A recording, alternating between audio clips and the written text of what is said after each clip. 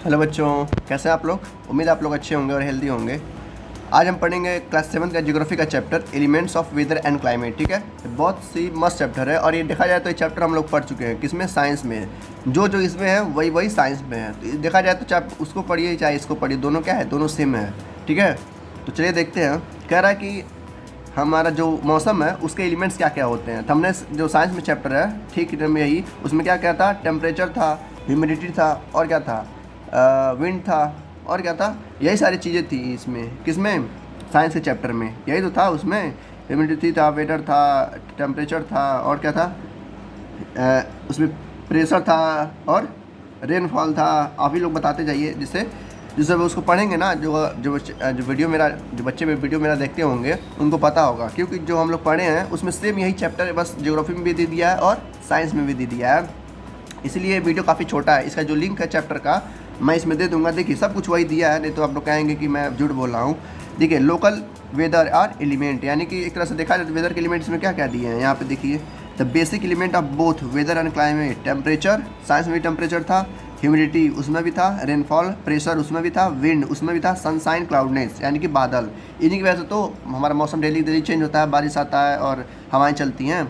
भाई टेम्परेचर नहीं रहेगा तो क्या होगा, बारिश वगैरह नहीं होता। तो ठीक वही चीज़ उसमें भी पढ़ा है। ठीक है, और फिर आते हैं इसको नापने के लिए क्या क्या चीज़ें होती हैं। जैसे कि हमने उसमें बताया था कि टेम्परेचर को नापने के लिए क्या होता है, थर्मामीटर होता है। इसमें भी वही दिया है। देखिए आप साफ लिखा है कि टेम्परेचर है ये, जब टेम्परेचर घटता बढ़ता है तो किससे नापते हैं, थर्मामीटर से नापते हैं। और ये दो तरह के नापते हैं, एक फ़ारेनहाइट में नापते हैं, एक सेल्सियस में नापते हैं।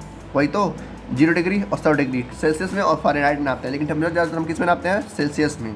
तो हो गया टेम्परेचर। अब इसका जो दूसरा एलिमेंट है वेदर का वो क्या है देखते हैं।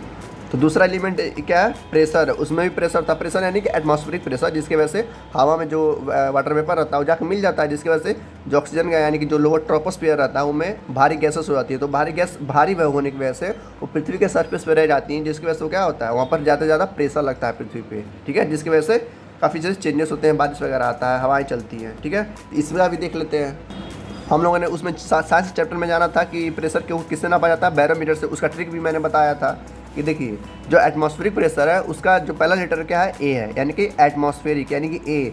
और इसको नापने वाला का पहला लेटर क्या है, बी, यानी कि ए के बाद क्या आता है, बी। तो अगर वन वर्ड में आप गया, साइंस में भी आ सकता है और ज्योग्राफी में भी आ सकता है, तो दोनों चैप्टर सेम है। ठीक है, तो एटमॉस्फेरिक प्रेशर का इंस्ट्रूमेंट पूछेगा कि कौन सा इंस्ट्रूमेंट है या कौन सा ऐसा मशीन है जो हम एटमॉस्फेरिक प्रेशर को नाप सकते हैं। तो क्या है, बैरोमीटर। और इस तरह से होता है बैरोमीटर। ठीक है, फिर अगला एलिमेंट आता है विंड। अब विंड क्या होता है, हवा होती हैं। ठीक है, जो हॉरिजॉन्टल वे में चलती हैं। इसको नापने कौन सी चीज़ें आती हैं, दो चीज़ आता है। पहला होता है हमारा विंड वेन, यानी कि ऊपर क्या लगा रहता है, इस तरह का एरो रहता है, या उसमें एक कॉक रहता है। कॉक यानी कि एक मुर्गा रहता है, जो उसका जो गर्दन आता है मुर्गे का, जिस तरफ उसका गर्दन रहेगा उस तरफ से हवा चलती है। इस तरह विंड वेन आता है। इसका इस तरीके से समझा सकते हैं कि हवा किस डायरेक्शन में बह रही है।